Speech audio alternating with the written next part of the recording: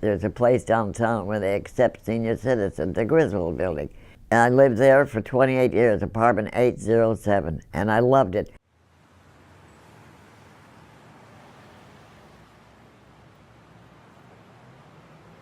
I thought, when we leave here, we're going up to see our Jesus. I said, yes, it'll be time. And all of a sudden, I got a eviction notice under the door. I have to move. Oh my God, what is this? I went to Laverne, one of my good friends. She said, Alice, millionaires bought the building. We got the hell out. That's the word she said. I said, what the hell are you talking about? We have to move.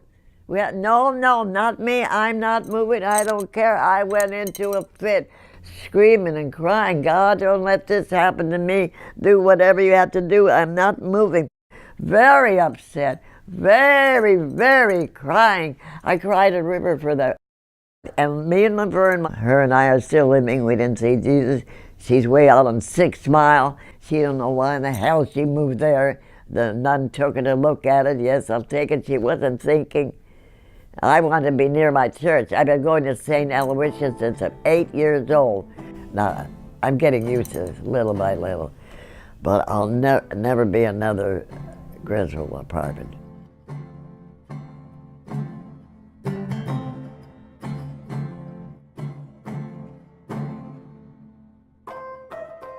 I know that the developers did not want the seniors to stay in the property because they said that. When we asked, would you allow seniors to stay? They basically said, no, we don't want anybody to stay.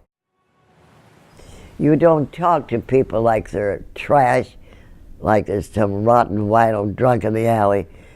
Talk nice. All those different visits that come to us, sarcastic, sassy, that's no way to do business. There were people who had lived there for over 30 years. They actually started renovating the property while people were still living there. People experienced great anxiety, and it was very disorienting.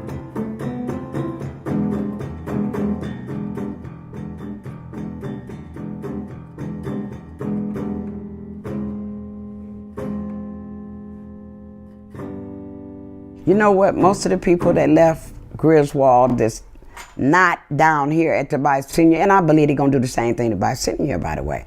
One lady moved to Southfield, Sharon, and about 4 of them over in Bicentennial, and the rest is they scattered all around. Sometimes seniors are moving to buildings where they're nearby where they used to live, so they didn't have to change their pharmacies, their doctors, their neighbors, but they're moving into buildings where they're not certain if they're going to have to move again. And I guess I would emphasize that these are people who are in their 60s, 70s, and 80s, where moving, caused great upheaval. Because when you live in a senior citizen building, you've been there 8 years or more, this is like your new family, and you're losing your family.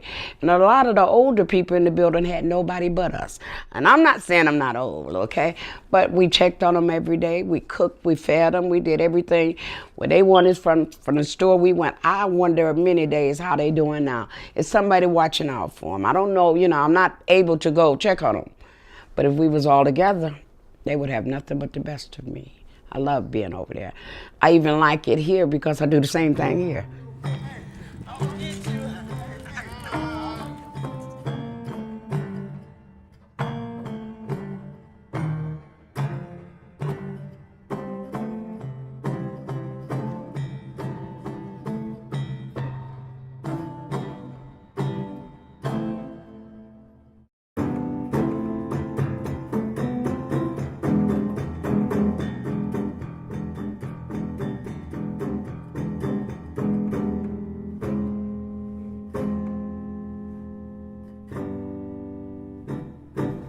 I have guardianship of my granddaughter now. She's 7 years old.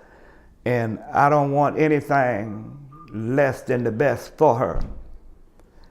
I picked this area because of the schools.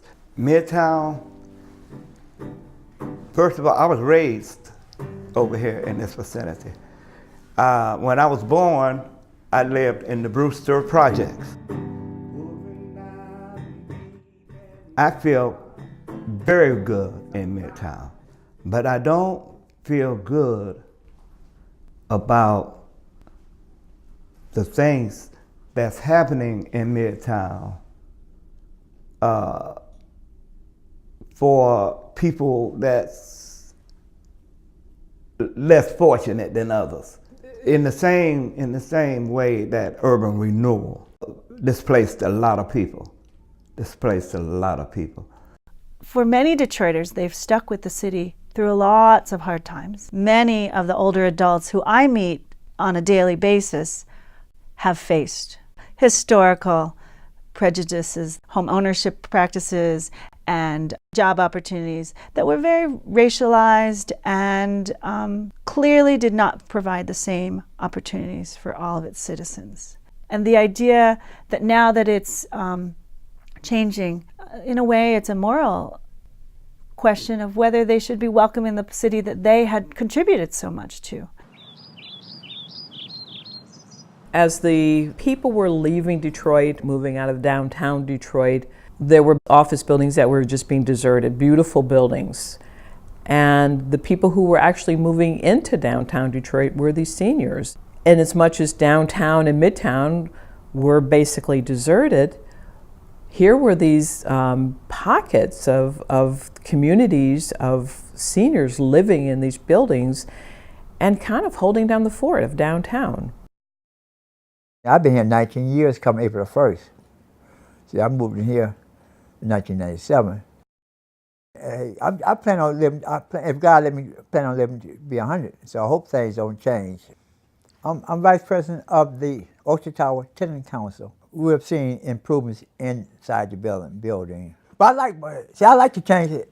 It is in Midtown. Of course, it's out of my price range. When Top Cat opened, I looked at the menu from the outside. And the menu said $25. No. And chili fries was about $8. $8 for chili fries? No. Everybody's whispering, talking behind my back. And you know I wanna know, is it false or is it fact? We hear a lot of talk about affordable housing. Some of the seniors that we're advocating for may not be able to afford the affordable housing that's going into place. And yet Section 8 housing is a different category in terms of affordability for folks. The buildings that are project-based Section 8 allows the tenants to live in that property based on 30% of their actual income. So if a person has zero income, their rent is actually zero. So it does give a person who really has no means to live anywhere a place to live.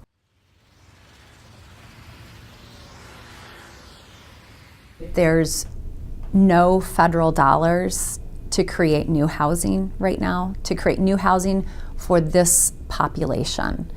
If an owner decides to opt out, those federal dollars are lost to the city of Detroit. So we're looking at the possible displacement of thousands of seniors if these contracts expire and if people are forced to move.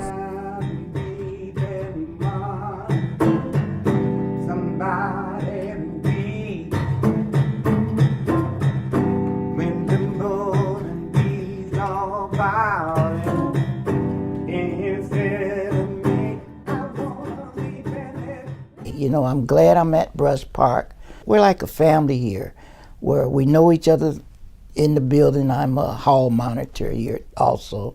That, you know, it's some people here that can't hear. So if the fire alarm went out, I got to go knock on the door, make sure they get out. Things like that. See, we got people that's helping people, you know. And we got a little army that goes to people, doors, apartments rather, and check on them. Plus, we're right here in the center of this city, really. See, and by me being a senior, I want a neighborhood store I can walk to. I walk to Tiger Stadium every time I get a ticket, take my grandson or my son and enjoy the games, you know. Eastern Market is right to the side. It's just so much where you can get fresh fruits and vegetables and in season, and you got a lot of entertainment out here. for us, and if you're active like me, you really enjoy it. I'm associated with the Citizen District Corporation of Brush Park Manor. We have a whole roadmap of good things that's coming to Brush Park. I have been through the good times, the bad times, and now the great times. I want people to realize that if you don't help your senior citizens, if you don't make a way, where are they going? I mean, it's like you throw them away, but without the senior citizens or the older people in this world, there would be no world. I've been here, Detroit, since 1944. I'm not going nowhere. In his